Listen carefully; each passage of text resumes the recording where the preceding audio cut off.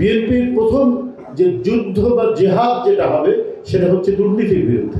সরকারের একজন উপদেষ্টা খুব অহংকার করে বলছে, জনগণ কতদিন আমাদের থাকতে হবে সেটা তো আমাদের ম্যান্ডেট দেয়নি, নির্বাচন করার কবে তারিখ দেবে সেটা নির্বাচন কমিশন দেয়। এই এক ভয়ঙ্কর দুর্নীতির পরিকাঠামোর মধ্যে থেকে আমাদেরকে দুর্নীতিমুক্ত একটি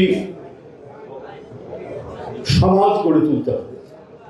জনগণের ভোটে নির্বাচিত হলে পরে যে বিএনপি যদি সরকার গঠন করে, তো বিএনপির প্রথম যে যুদ্ধ বা জেহাদ যেটা হবে সেটা হচ্ছে দুর্নীতির বিরুদ্ধে। কারণ দুর্নীতির জন্য আপনার সাদা চোখেই দেখুন, একজন মেধাবী ছেলে সে ইউনিভার্সিটিতে বা তার প্রতিষ্ঠানে ফার্স্ট ক্লাস পেয়ে এসছে, কিন্তু তার কোনো ব্যাকিং নেই। দুর্নীতিগ্রস্ত সমাজে সে তার সার্টিফিকেটটা নিয়ে টোটো করে ঘুরে বেড়াচ্ছে।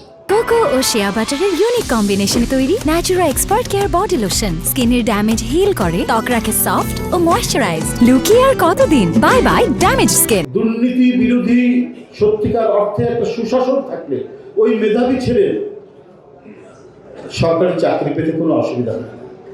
সরকারের সহায়তাহীন একজন কৃষক তার যে প্রয়োজনীয় যে জিনিসগুলো দরকার, কৃষি উপকরণগুলো দরকার, সে পাচ্ছে না। কারণ সমাজ দুর্নীতিগ্রস্ত, রাষ্ট্র দুর্নীতিগ্রস্ত। দুর্নীতিমুক্ত একটি সরকার গঠিত হলে তাহলে ওই কৃষক ন্যায্য মূল্যে তার কৃষি উপকরণ পাবে। সেই কথাগুলো এখানে আমাদের বিশেষজ্ঞরা আপনাদের কাছে সেটি বলবেন। একজন তরুণ তার পরিবার হাসপাতালে চিকিৎসার জন্য সেখানে গেছেন, কিন্তু গিয়েই সে ভোগান্তির মধ্যে পড়ছে, কারণ সমাজ রাষ্ট্রে দুর্নীতি বিস্তৃত। আমরা যদি দুর্নীতিমুক্ত একটি সরকার গঠন করতে পারি তাহলে তরুণ হোক, প্রৌঢ় হোক আর বৃদ্ধ হোক, তার পরিবার যখন হাসপাতালে যাবে সে ভোগান্তির মধ্যে পড়বে না। কারণ রাষ্ট্র দায়িত্ব হচ্ছে একজন ভুক্তভোগীকে তার সর্বোচ্চ সেবা প্রদান করা, হাসপাতাল সে সেবা প্রদান করবে। এটি হচ্ছে মূল বিষয়।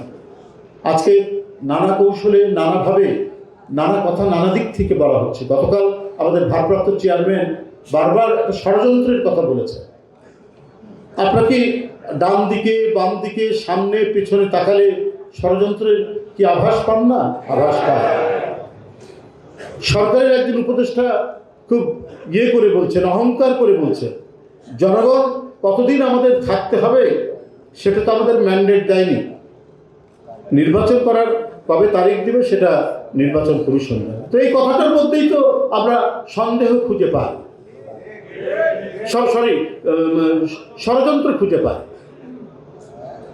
যে আমাদেরকে জনগণ ম্যান্ডেট দেয়নি। তো আপনার বিবেক নাই? আপনার কিসের জন্য আপনার ক্ষমতায় এসছেন?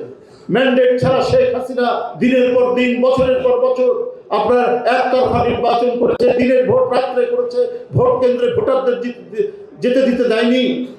সেই পরিস্থিতির মধ্যে দিয়ে সারা জাতির ক্ষুব্ধতার যে স্ফুরণ হয়েছে, তারই চরম ম্যানিফেস্টেশন, তার চরম বহিঃপ্রকাশ হয়েছে আপনার জুলাইয়ের আন্দোলনের মধ্যে দিয়ে।